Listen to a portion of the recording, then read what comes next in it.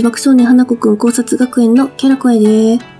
今回は第82の回赤い家その7のあらすじを紹介しつつ、物語の気になったポイントを解説&考察していきます。第82の回が掲載された G ファンタジー10月号は9月18日土曜日発売。一部地域店舗により発売日は異なります。詳しくは説明欄に URL を記載しておくので、そちらから確認してみてくださいね。そして9月27日月曜日には16巻が発売されます。今回もアニメイトさん、三省堂さん、成文館書店さんにて16巻発売記念フェアが開催され、ミニ色紙やイラストペーパーが特典としてついてくるので、ぜひ手に入れてくださいね。特典はなくなり次第終了なのでお早めに。それでは毎回恒例ですが注意事項です。今回の動画には自爆少年花子くん16巻以降の話が含まれます。ネタバレが苦手な方はこちらでブラウザバックをお願いします。ついに赤い家の話も終わりに近づき、花子くんと司くんの過去が明かされてきました。果たしてこの先どうなってしまうのか、あまねのことを聞いた司くんの反応はどうだったのか、早速第82の回についておさらいしつつ、一緒に考察していきましょう。レッツ花子くん考察。第82の回赤い家その7あらすじ。81の回でこうからあまねくんが亡くなったことを聞いた司くん。やはりこの赤い家にいた4歳の司くんはそのことを知らなかったのです。こうとねねは花子くんが殺したと言っていた弟はもしかして偽物で花子くんの弟じゃないかもしれないということに気づきます。そして花子くんが弟を殺した理由は弟じゃなかったからなのではないか。もしかするとここにいる司くんを元いた場所、家族の元に返してあげることができたなら、あいつは弟を殺したりなんかしねえんじゃねえかな、と少しの希望を手に入れたような顔でこうはねねに言いました。その言葉にねねも希望が見えたようで、こうと一緒にどうしたらいいのか考えます。赤い家は確かにいろいろな年代、空間につながっていて、司くんを元の場所に返すことができるかもしれない。必死に考えますが、二人はとりあえず司くんを連れてこの家を出て、テルに聞いてみることにして、司くんに元の場所に戻るように言いました。司くんはこうに説得され、元の場所に戻ることを決めると、突然、カタカタ、ガタガタガタガタという音とともに、赤い家の柱や壁が盛大に3人を襲ってきたのです。必死に避けたりこらえたりしながらも出口を目指して走り続けます。赤い家の攻撃は止まず、ねねはこうたちをかばって足を怪我してしまいます。ねねを助けようとするこうを家は容赦なく襲ってきます。もうダメかもしれない。その時ピンチを救ったのは司くんでした。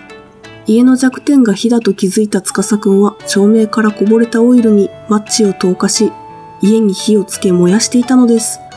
すると家の動きが収まり出口が現れます。3人はついに赤い家を出ようとします。司くんを連れて出れた。そう思ったこうとねね。家から出た先に司くんの姿はなく、それはまるで茜くんと葵が彼岸側から一緒に戻れなかった時のようなあの悲しい場面を彷彿とさせるようでした。ねねとこうが家を振り返ると家は燃え尽き崩れた姿になっていました。確かに手をつなぎ一緒に家から出たはずなのに、どうして？二人は焼け跡の中に入り探しますが見つかりません。その姿を眺めながら司くんは燃え続ける家の中で、バイバイこうくん、本当は家に帰る方法知ってるんだと喋り出します。すると司くんの心臓あたりから穴の中や家の下からした声が、戻るの？と問いかけてきたのです。それは司くんの体の中に何かが入り込んでいたということ。そして声に向かって一緒に帰ろうと話しかけると、司くんはこうくんから聞いたあまねが13歳で死ぬということ、そして自分を殺すということに今まで以上に笑顔で喜び、激しく燃え盛る炎の中に自らの身を投じるのでした。第82の回解説&考察。こうくんが司くんにユギヤマネは13で死んだと伝えた理由。これは司くんを説得し元の場所に戻ってもらうために伝えたと思われます。つまり、司くんを元の場所に戻して過去の世界を変えようとしていたということです。過去の世界で司くんが天音くんと生きていくことになれば、司くんが弟を殺すという動機がなくなるからですね。司くんの矛盾点。今回の話には気になる点がありました。こうくんが司くんを説得した際のこと、双子だからって兄ちゃんのこと何でも知ってるわけじゃねえだろというこうの質問に対し、この司くんが知らないはずであろう小学生の時や入学式の時の回想が入り、司くんは全部は知らないかもねと答えていました。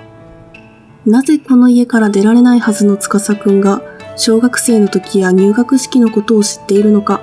これは司くん自身が経験していなくても見ることができたから、もしくは